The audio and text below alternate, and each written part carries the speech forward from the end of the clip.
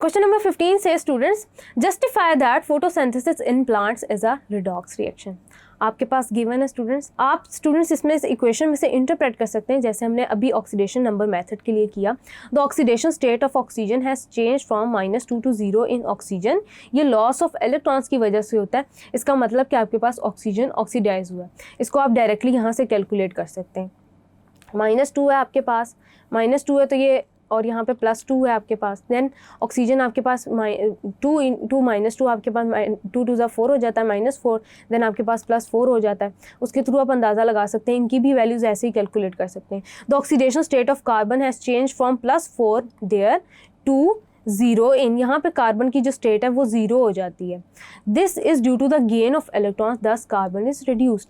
Conclusion students हमारे पास ये है कि ओवरऑल आपके पास जो पूरा रिएक्शन है फोटोसिंथेसिस का, ये एक रिडॉक्स रिएक्शन है.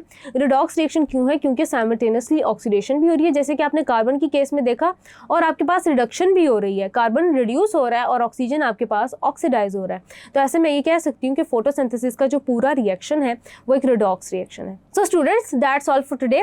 आई होप कि मेरा डिस्कस किया हुआ एक एक क्वेश्चन आपको अच्छे से समझ आया होगा. This is your on screen chemistry instructor Rimsha सैर signing off from tutoria.pk. Inshallah, we'll see you in the next video in next chapter. Till then, take care. Allah Hafiz.